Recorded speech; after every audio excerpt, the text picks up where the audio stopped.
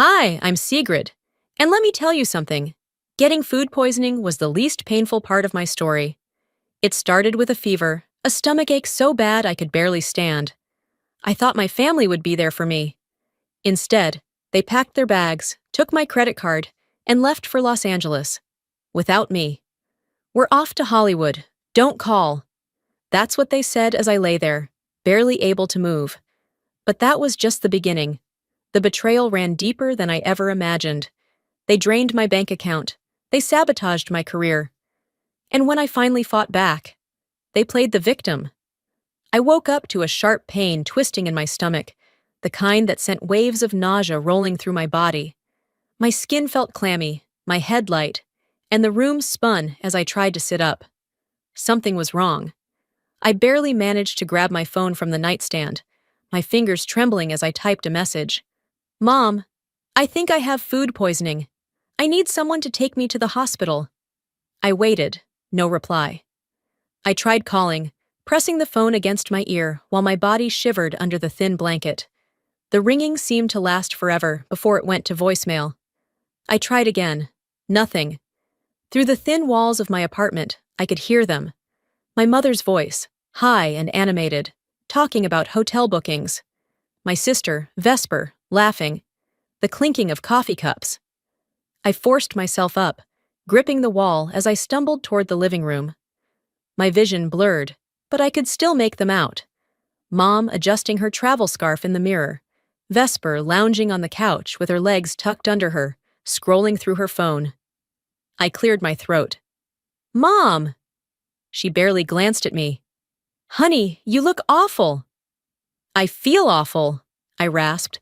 "I think I need to go to the ER." She sighed, setting her purse down. "Oh, sweetheart, you're just overreacting. It's probably just a stomach bug. Rest, drink some water, you'll be fine." Vesper snorted. "Yeah, take a Tums or something. We're leaving soon."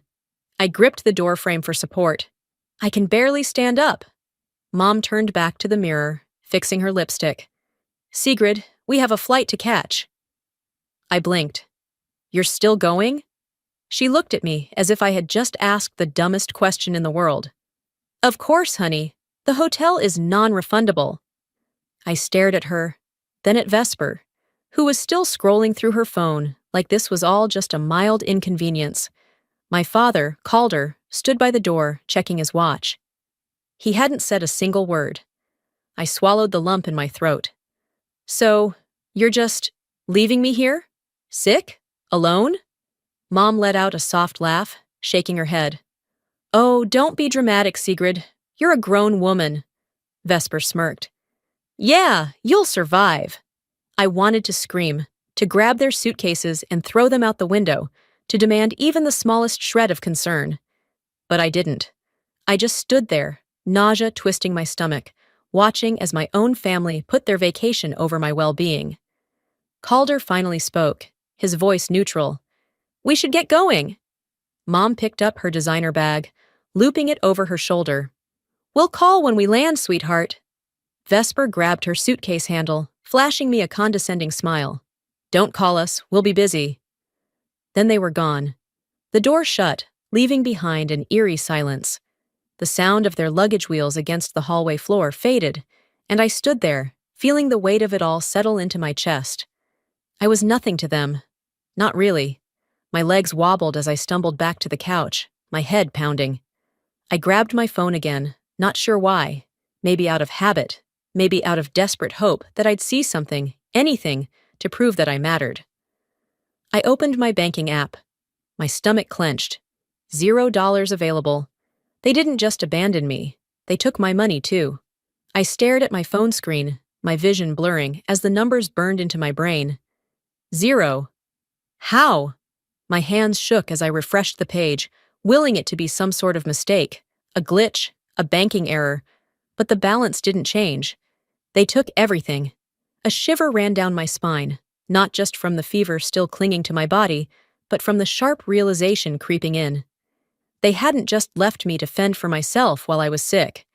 They had drained my account before walking out the door, boarding their first-class flight to Los Angeles like nothing had happened. My stomach twisted as I swiped to my credit card statements, my fingers moving on autopilot. The numbers and locations popped up like flashing red warning signs. Beverly Hills Hotel, $1,200. First class flight upgrades, $500. Hollywood VIP tour, $300. Fine dining, $150. I felt my nausea surge, but this time it had nothing to do with the food poisoning. They didn't even ask. They just took it. I gripped the phone so tightly my knuckles ached. No, this wasn't happening. This couldn't be happening. I tried to breathe through the dizziness, but the betrayal sat heavy in my chest, pressing down like a weight I couldn't shake off. My body screamed for rest, for sleep, for anything but this. But my mind was already spiraling. I needed answers. Now I hit the call button, dialing my mother first. Ring, voicemail. I tried again. Straight to voicemail. I clenched my jaw and tried my father next, knowing deep down that it was useless. Nothing. Fine. I scrolled down, my thumb hovering over Vesper's name. Before I could call, a text popped up from her instead. Vesper. Relax, it's just a few charges. We'll pay you back when we can. I stared at the words, my pulse pounding in my ears. A few charges? My entire account was gone. My fingers flew across the screen before I could stop myself. Me. Did you seriously steal my money? Read. No response. I tried again. Me. This isn't a few charges, Vesper. You maxed out my card. That was my rent money. A new message appeared. Vesper. Oh my God, you're so dramatic. You act like we robbed you. We just borrowed it. We'll pay you back. Chill. Chill? My blood turned ice cold. Me. You stole from me. Without asking. That's not borrowing. That's theft. Nothing. The silence stretched, thick and suffocating, until my phone buzzed again. This time, it was my mother. I sucked in a breath and picked up. Mom! Oh, sweetheart, she cut in, her voice light, as if I had just interrupted her during brunch. You don't need to be so upset over this. I gritted my teeth. You took my money. There was a long pause, followed by a soft chuckle. Now don't be ridiculous, Sigrid. There must be a mistake. Maybe the bank mixed up the charges. I blinked, gripping the phone tighter. Gaslighting. She was gaslighting me. Again. Mom, I just checked my statements. The Beverly Hills Hotel, the flight upgrades, the fine dining, all of it came from my account. There's no mistake. She sighed like I was exhausting her. Sigrid, honey, we didn't want to bother you while you were sick. We figured it was fine since you weren't using it. I nearly dropped the phone. You left me while I was sick, and now I have nothing in my account. She let out a little laugh. Oh, don't be so dramatic. The world tilted. She wasn't even denying it. She wasn't apologizing. She wasn't even trying to justify it properly. I felt something inside me snap, like a thread stretched too tight for too long. They didn't care. They never had. And I was done pretending that they did. I hung up. Before I could let the guilt sink its claws into me, before the self-doubt and second-guessing crept in, I pulled up my banking app again. My hands still trembled, but this time, it wasn't from sickness. I moved quickly. First, I locked my credit cards. Then, I canceled every single automatic payment linked to them. Finally, I set up alerts for any future transactions. No more money, no more access, no more control. I exhaled, my body still weak, but my mind sharper than it had been in years. They used me for the last time. And this time, they were going to regret it. The next morning, the sky outside my window was the same shade of gray I felt inside. Heavy clouds pressed against the skyline, the air thick and still. A storm was coming. I sat on the couch, my body still weak from the sickness, but my mind sharper than it had been in years. I had locked my cards, cut off their access to my finances, and now I was waiting for the fallout. It didn't take long. My phone lit up with a call. Mom! I inhaled deeply, pressing my thumb against the screen before answering. Sweetheart, she cooed, her voice syrupy sweet, like nothing had happened. How are you feeling? My grip on the phone tightened. Let's not do this, I said flatly. Why is my credit card maxed out on your trip? There was a beat of silence, then a soft, disbelieving laugh. Oh, honey, that can't be right. Are you sure there isn't some mistake? Don't play dumb with me, Mom. I checked the charges. The Beverly Hills Hotel, first-class upgrades, dinner at a 5-star restaurant, all of it on my account. She tisked. Well, maybe the bank got things mixed up. You know how those systems are. I felt my stomach turn. Are you seriously blaming the bank? She sighed, exasperated. Why are you making this a fight? It's just a misunderstanding. There it was. The same script she had used on me my whole life. Downplay, deflect, dismiss. I shut my eyes, gripping my knee to ground myself. This isn't a misunderstanding, I said, my voice low and firm. It's a pattern. A sharp exhale came from the other end. Sigrid, honestly, you're being ridiculous. Ridiculous. That word alone sent me spiraling back through years of memories. I was 16, working weekends at a grocery store to save up for a car. One day, I came home to find my savings wiped clean. Mom had borrowed it to cover rent. You should be proud to help the family, she had said, her tone almost scolding, like I was the selfish one. This is what responsible daughters do. I was 19, working 2 part-time jobs while taking full-time college courses. Vesper was on a fully paid semester abroad, courtesy of my parents. It's only fair, Mom had told me. She's older. She deserves it more. I was 23, fresh out of college, drowning in student debt. Every paycheck I earned went toward my family's bills while Vesper spent her days shopping, jobless by choice. Mom's reasoning? You're doing so well. You can afford to help a little longer. I was never their daughter. I was their safety net. I snapped back to the present, my fingers curling into a fist. Mom, let's cut the crap. You didn't lose your card. You used mine. Watch your tone, young lady, she snapped, her fake sweetness vanishing in an instant. No. My voice was calm but unyielding. You don't get to play the victim, not this time. Silence. I could practically hear her seething on the other end. I'm done funding your vacations. I'm done being your bank. I locked my accounts. You're on your own. Her voice rose. You ungrateful little... Click. I hung up. For the first time, I didn't feel guilty. I didn't feel the usual wave of self-doubt creeping in.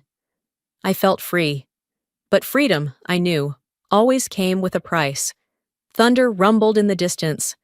My phone vibrated again. Vesper. I stared at the screen, my pulse steady. Let's see what she had to say. The vibration of my phone rattled against the nightstand, dragging me out of a restless sleep. My body still felt sluggish from the last few days, but it wasn't sickness that twisted in my gut anymore. It was something worse, anticipation. I reached for my phone, squinting against the glow of the screen. 27 missed calls, 18 unread messages. Vesper. My stomach tightened as I scrolled through them. Vesper. You didn't have to be so dramatic, you know. Vesper. Mom is crying. Are you happy now? Vesper. Fix this, Sigrid. We're family. I let out a slow breath, my grip tightening. Family. That word didn't mean what it used to, not anymore. I locked my phone without responding. I didn't have the energy for another pointless back and forth. They had crossed a line, and I wasn't about to be guilt-tripped into pretending otherwise. Today, I had bigger things to focus on. I forced myself out of bed, ignoring the way my limbs ached, and went about my morning routine. Coffee, shower, get dressed. Everything mechanical, everything controlled. By the time I stepped outside, the rain had stopped, but the air was thick with the promise of another storm. I didn't care. I had work to do. The first sign that something was wrong came an hour into my day. Sigrid, a voice called from behind me. I turned to see Mr. Thorne, my boss, standing at my desk with a look I couldn't quite read. Can you step into my office? A cold prickle ran down my spine, but I nodded, following him inside. He closed the door, then walked over to his computer, turning the screen toward me. Did you send this?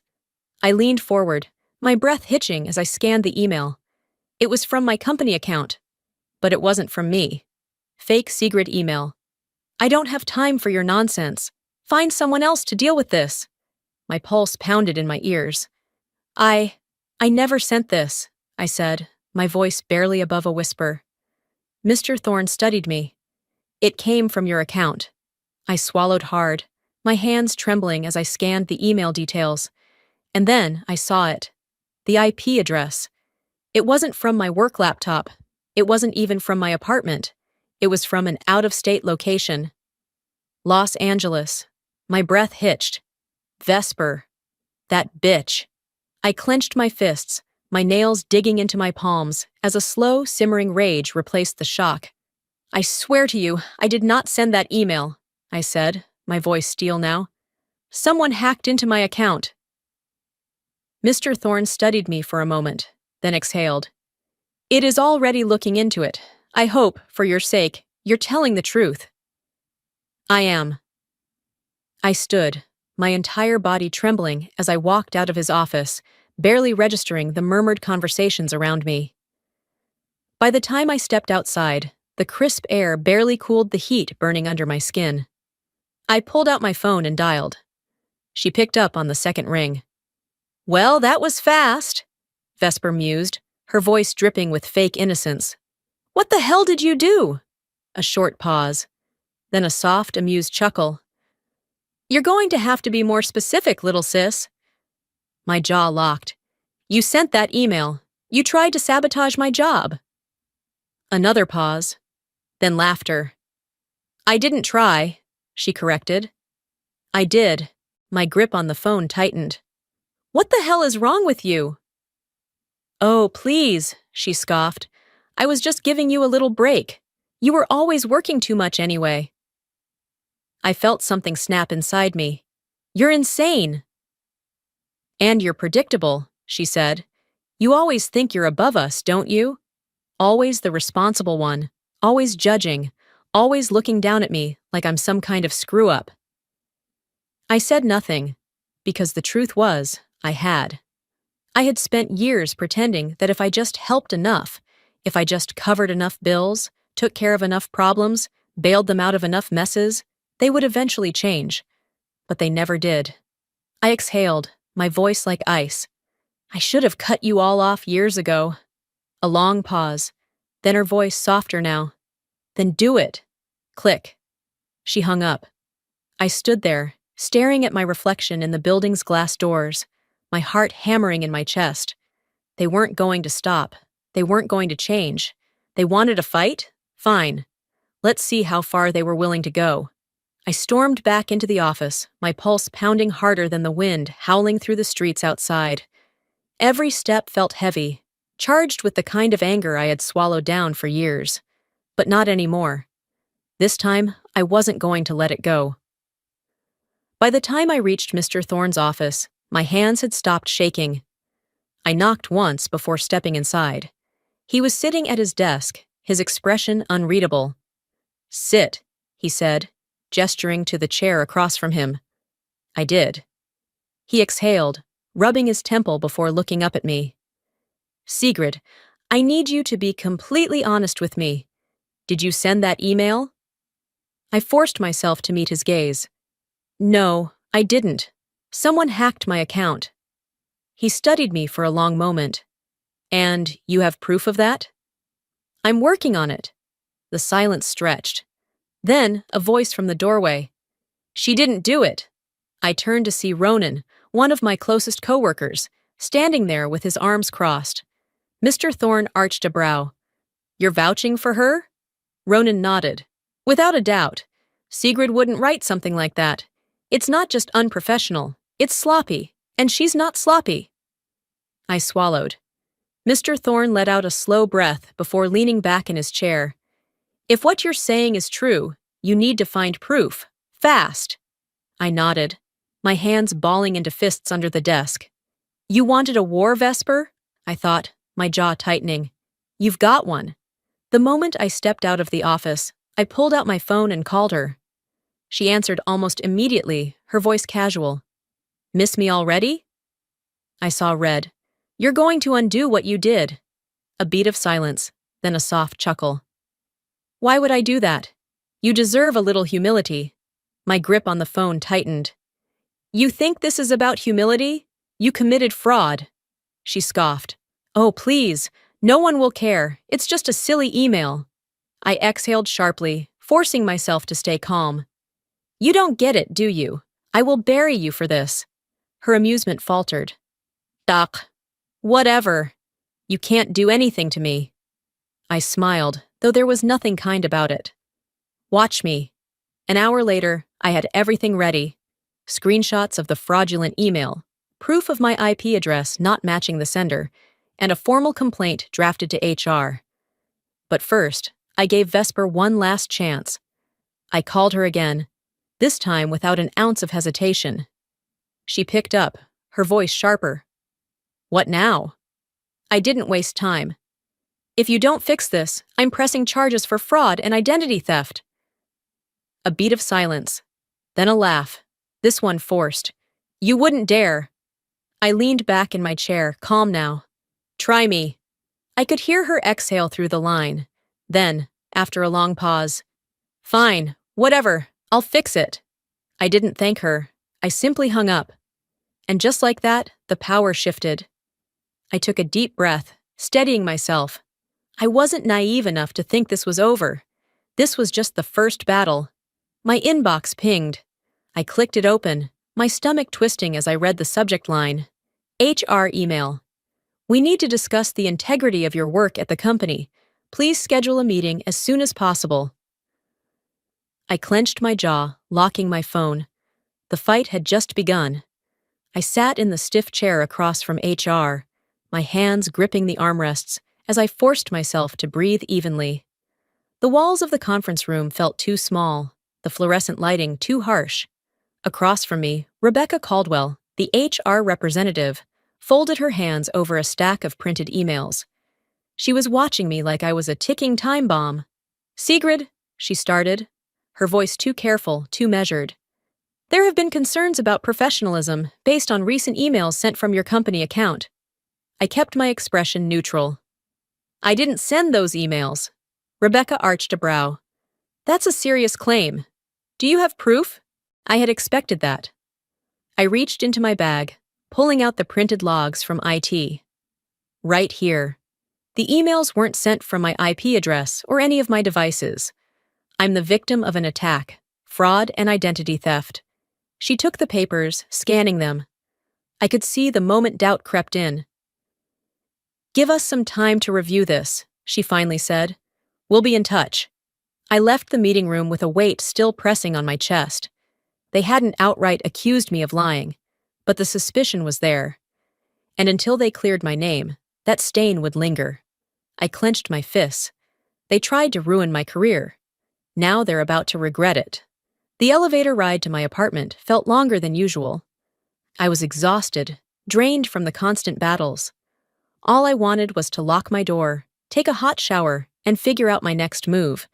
But the moment I stepped into the hallway, I knew something was wrong. They were here. My mother, Lenora, stood at my door, her coat draped over her shoulders like she was some grieving widow. Calder, my father, was next to her, silent as always. And then there was Vesper, leaning against the wall, arms crossed, smirking like she had already won. My stomach turned. I gritted my teeth, forcing my voice to stay calm. What are you doing here? Lenora's lips pressed into a thin line. We need to talk. No, I said immediately. You need to leave. Vesper rolled her eyes. Oh, come on, don't be so childish. You're making this worse than it has to be. My fingers curled into fists. Making this worse. You sabotaged my job, stole my money, and now you're standing outside my home like I owe you an explanation? Calder finally spoke, his voice as empty as ever. We're still family, Sigrid. You can't just cut us off like this. Something in me snapped. You don't get to tell me what I can and can't do. I shot back. Not after everything you've done. Lenora sighed like I was exhausting her. Listen, your sister needs help, And we need money to get back from Los Angeles. I barked out a laugh. That sounds like a you problem. Her face hardened. Don't be selfish. After everything we've done for you. My blood boiled. You mean after everything I've done for you? I snapped. I paid your bills, covered your expenses, made sure you never had to lift a damn finger. And the second I stopped, you ran out of money. Lenora's jaw clenched. We are your family, she hissed. And I'm done being your ATM, I shot back. She took a step forward, and instinctively, I moved to block the doorway. Move, she said. Get out, I countered. Vesper let out a dramatic sigh. Are you really going to call the cops on your own mother? I met her gaze, cold and unwavering. Yes. I pulled out my phone, my thumb hovering over the dial pad. Lenora's expression twisted, a flicker of uncertainty finally breaking through her righteous anger. You wouldn't dare, she whispered. I met her gaze, steady. Try me. Silence. Then Lenora's mask finally cracked. Fine, she spat. You're just like your father, weak and ungrateful. That was it. I hit dial. 911, what's your emergency? My family is trespassing on my property and refusing to leave, I said, loud enough for them to hear. I need officers at my apartment immediately. The effect was instant. Calder stepped back first. Let's go, he muttered under his breath. Vesper glared at me, her jaw clenched. Unbelievable! You'd do this to us? You did this to yourselves, I said, voice unwavering. They left, but I knew. This wasn't over. I exhaled, my hands still shaking as I locked the door behind me. Then my phone buzzed. Vesper, you just made the biggest mistake of your life. I stared at the message for a long moment. Then I deleted it. If this was war, I was going to win. I woke up to the sound of my phone vibrating nonstop. The cold morning air seeped through the cracks in my apartment's windows, but that wasn't why I shivered. I had a feeling, a gut-wrenching, skin-crawling feeling, that something had happened. I reached for my phone, my fingers stiff from sleep, and the second I unlocked it, I knew. My name was everywhere. Family group chats, Facebook posts, Instagram stories. They had gone public. I sat up, my stomach twisting as I clicked the first notification. A Facebook post from Lenora, my mother. It breaks my heart to see how money can turn a daughter against her own family. We raised her with love, and now she treats us like strangers. After everything we've sacrificed for her, she has abandoned us in our time of need. Please pray for her soul. I blinked. What? The hell? My eyes dropped to the comments. Random commenter. How could she do that to her own parents? Another commenter. Family always comes first. Disgusting behavior. Aunt Marjorie. Oh, Lenora, I had no idea you were suffering like this. Stay strong. I gripped the phone, my breath shallow. They just made this war public. And then, because my family didn't believe in stopping at one stab in the back, I got the second blow. Vesper's Instagram story. I clicked it, my heart beat like a war drum. Not many people know this, but Sigrid has a history of being selfish. She even stole money from our parents before. This isn't new. We've always had to take care of her, even when she refused to take care of us. I felt something inside me snap. They weren't just playing the victim, they were rewriting history. I had spent years sacrificing for them, years covering their expenses, their bad choices, their entire lives while they drained me dry. And now I was the villain? No. I threw my blankets off and stood up, my legs shaking. My reflection in the window looked foreign, eyes dark with exhaustion, hair a tangled mess, jaw clenched so tightly it ached. I inhaled once, slowly. Then I fought back. I opened Facebook and started typing. My fingers flew over the keyboard, the words spilling out like wildfire. Sigrid's post. I never wanted to bring family drama online, but since my mother and sister decided to attack my reputation publicly, here are the facts. 1. My family stole money from me to fund their luxury trip to Los Angeles while I was sick in bed. 2. My mother has never worked a day in her life, and my father stood by while they manipulated me into paying their bills for years. 3. My sister Vesper lost her job over a year ago and has been refusing to work, instead relying on others to support her lifestyle. 4. I have never stolen a dime from them, but they have taken thousands from me. I attach screenshots, bank transactions, their fraudulent credit card charges, the fake email Vesper sent to my boss. Then I posted it. I stared at the screen, my pulse hammering. Let's see how they handled the truth. It took exactly 5 minutes before the first wave hit. My notifications exploded. Comments flooding in. Cousin Mary. Wait, what? They stole from you? Uncle David. Hold on, this changes everything. This isn't what Lenora said at all. Random commenter. OMG, the receipts. This is insane. I exhaled sharply, the tension in my shoulders starting to loosen. And then, a text from my cousin Elowen. Elowen. I'm with you. Let's expose them. I stared at the message, my heartbeat steady now. For the first time in years, I wasn't alone in this fight. But I knew one thing. This wasn't over. I woke up to hundreds of new notifications. The storm outside mirrored the chaos brewing in my inbox. Wind howling, rain slamming against the windows. I sat up slowly, grabbing my phone, already bracing myself for the backlash. It wasn't just backlash, it was a war zone. My post had exploded overnight. Support flooded in. Commenter 1. Your mother sounds exactly like mine. Stay strong. Commenter 2. Wow, the audacity of your family is insane. Commenter 3. They used you for years and expected you to stay quiet? Not anymore. I exhaled sharply, scrolling through the sea of messages. And then, right on cue, the guilt-tripping began. Aunt Martha. You didn't have to humiliate them like this, Sigrid. Family is family. I scoffed, my fingers tightening around the phone. Then where were you when they were humiliating me? I was about to type that exact response when my phone rang. Unknown number. I hesitated, then answered. A rough inhale. Then, your mother. She collapsed. My blood turned to ice. Calder. My father. The man who had stood in the background my entire life, watching my mother and sister drain me dry. What? I breathed. His voice was cautious, hesitant. She's in the hospital. The stress of all this, it was too much for her. I felt my stomach churn. This was too convenient.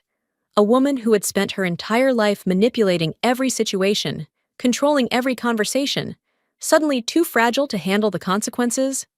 I gritted my teeth. Which hospital? I walked into the ER with my arms crossed, my heartbeat steady.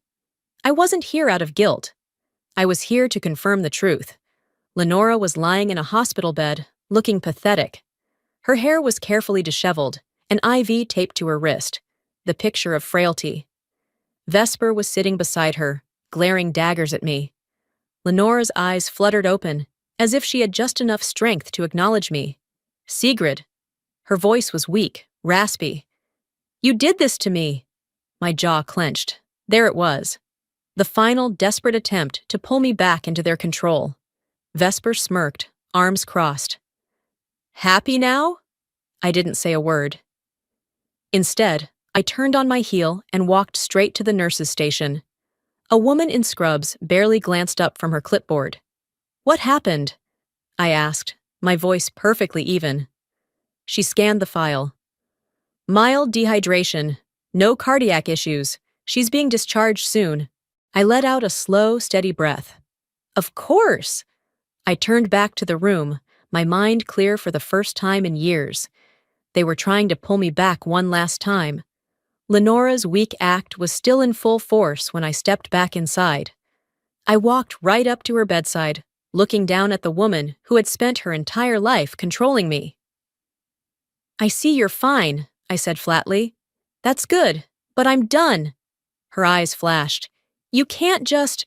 I already did. I turned to leave, but before I could take 2 steps, Vesper lunged. her fingers wrapped around my arm in a bruising grip. "You think you can just cut us off?" she hissed, her nails digging into my skin. I met her gaze, calm and unshaken. "Watch me." I yanked my arm free and walked out without looking back. The cold air hit me like a slap as I stepped outside, filling my lungs with something that almost felt like freedom.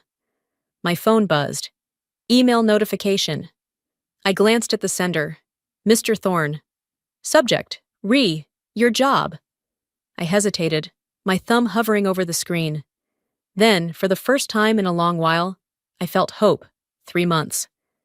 It had been 3 months since I had last seen them, last heard their voices, last let their words worm their way under my skin.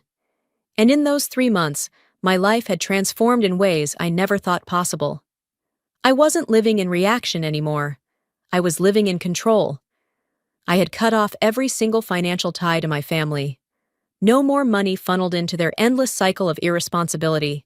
No more late-night guilt-tripping phone calls about bills they never intended to pay themselves. I had won my battle at work. After the dust settled from Vesper's sabotage, the truth came out. Mr. Thorne had reviewed the security logs and confirmed that the fraudulent email had originated from an IP in Los Angeles, not my devices. Vesper's pathetic attempt to ruin me had backfired spectacularly. And in the most ironic twist of all, I had been promoted. I was now overseeing a major campaign, making more money than ever, and, most importantly, finally enjoying my job again. Therapy helped, more than I expected. For the first time, I was learning what my life looked like when it wasn't shaped around the chaos of others. I went to art galleries. I tried new restaurants. I spent lazy Sundays with friends instead of anxiously waiting for the next crisis call from my mother. I traveled. I breathed. And for the first time in years, my mind wasn't weighed down by their voices. I never knew how much space they took up in my head until they were gone. The suitcase sat neatly by the door, packed with everything I needed for my long overdue trip. Rome, the city I had once planned to see with my parents. The trip I had meticulously arranged, only for them to steal it from me. But this time, I was going alone. I glanced at the clock. My flight was in 5 hours, just enough time for one last email check before I left. I opened my inbox, scrolled, deleted spam, approved a final work memo, and then, one new message. The sender made my stomach clench. Calder, father. The subject line was simple. I'm sorry. I stared at it for a long time before clicking. Sigrid, I know you don't owe us anything. I just wanted you to know that I see what we did. I see it now. And I'm sorry. I don't expect forgiveness. I just needed you to know that. Take care, Dad. I read it twice. I didn't cry. I didn't feel anger, just quiet understanding. Maybe he meant it. Maybe he didn't. Maybe he was still playing a role, or maybe for the first time in his life, he was telling the truth. Either way, it wasn't my burden to carry anymore. I hovered over the reply button. Then, I deleted the email. No response, no closure, just silence. The airport was buzzing with energy, the kind of restless excitement that only travel could bring. I moved through the terminal with ease, my steps light, my mind clear. At the gate, a flight attendant greeted me with a warm smile. Welcome aboard, business or pleasure? I smiled back, adjusting the strap of my bag. Pleasure, definitely pleasure. As I settled into my seat, I pulled out my phone one last time. A new message, not from my family, from a friend, a real friend. I chuckled, shaking my head as I typed out a quick reply. Then, I locked my phone, leaned back, and let out a breath I felt like I had been holding for years. I was free. I wasn't their victim anymore. I was me. And my life. It was finally mine. Before we wrap up, I want to take a moment to reflect on everything we've just been through together. Life has a way of teaching us the hardest lessons through the people we love the most. Sometimes those lessons come wrapped in betrayal, manipulation, and heartbreak. But here's the truth. Your worth is not determined by what you can give to others. You are not obligated to sacrifice your peace, your happiness, or your success to maintain toxic relationships. Cutting off family is never easy. Society tells us that family is everything, but what if your family is the very thing holding you back? What if they take and take until there's nothing left of you? You don't owe them your destruction. You don't have to set yourself on fire to keep others warm. I learned that the hard way. But here's what I want you to take from this. It's okay to walk away. It's okay to choose yourself. The people who truly love you won't demand your suffering as proof of your loyalty. So, now I ask you, have you ever had to walk away from someone you once thought would always be there for you? Have you ever had to rebuild yourself after realizing the people closest to you never truly had your best interests at heart? If this story resonated with you, drop a 1 in the comments or tell me where you're watching from. And if you've ever been through something similar, I'd love to hear your story, because trust me, you're not alone. If you enjoyed this video, make sure to subscribe so you don't miss the next one. There are so many more powerful stories to tell, and I can't wait to share them with you. Until next time, take care of yourself first.